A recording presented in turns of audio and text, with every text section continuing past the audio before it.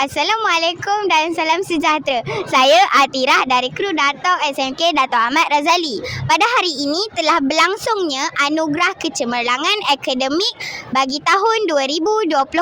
Sebuah majlis yang meraihkan usaha-usaha dan pencapaian murid sepanjang sesi persekolahan. Selain itu, kita juga ada pengiktirafan ikon stars Inilam.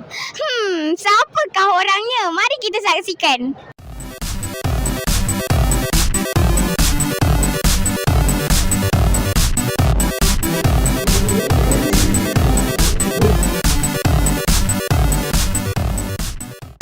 Bersekolah dan juga terima kasih kepada semua guru yang terlibat pada hari ini menyediakan pentas yang sangat menarik, menyediakan suasana yang kondusif untuk anda semua. Saya dengan ini merasmikan Hari Anugerah Kecemerlangan Akademik Sekolah Menengah Kebangsaan Dato' Ahmad Razali bagi tahun 2025.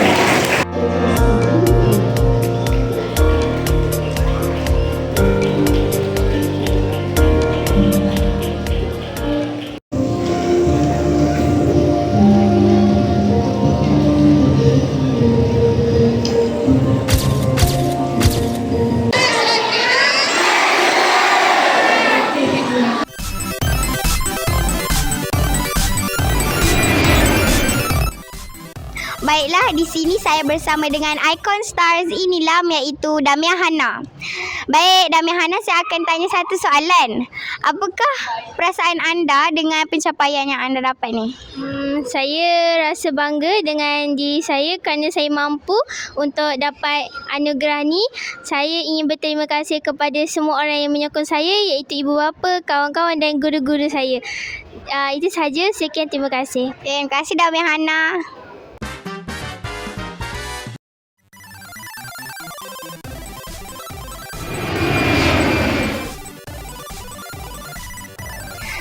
Okey, baiklah, di sini saya bersama dengan penolong kanan pentadbiran sekolah ni, iaitu Puan Nur Hayati. Jadi, Puan, saya nak tanyakan dua soalan. Soalan yang pertama, apakah objektif Majlis Hari Anugerah Kecemerlangan Akademik pada hari ini?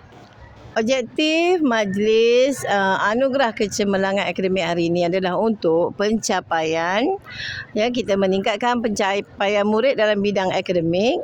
Kita juga akan memberi mengukuhkan ilmu pengetahuan bagi semua mata pelajaran yang ditawarkan. Yang ketiga, objektif kita tidak lain hanyalah untuk memotivasikan murid dalam kalangan murid kita agar menerima anugerah ni akan terus berusaha mencapai kejayaan, dan juga kita ingin menaikkan motivasi dalam kalangan-kalangan kawan-kawan yang melihat kepada majlis ini supaya mereka juga akan berusaha untuk mencapai kejayaan.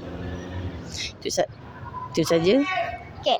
Baiklah, Puan, soalan yang kedua, apakah harapan atau pesanan Puan untuk semua murid yang telah mendapat anugerah tadi?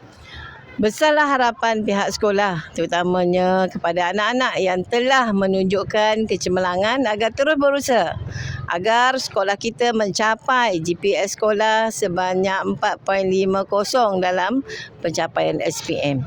Dan semoga layak mendapat CJ kita, LMS kita akan mencapai 100% setiap tahun. Terima kasih, Cikgu.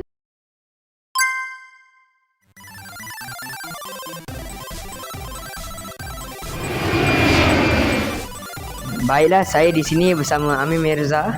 Saya akan tanya satu soalan untuk anda, okey? Apakah perasaan awak setelah mendapat anugerah tersebut? Setelah saya dapat anugerah, saya rasa macam gemetar lah. Pertama, saya berada di himpunan. Saya dapat dua anugerah, iaitu anugerah Inilam dan juga Bintara Akademik. Saya rasa macam rasa nak cemas, tapi saya rasa gembira lah.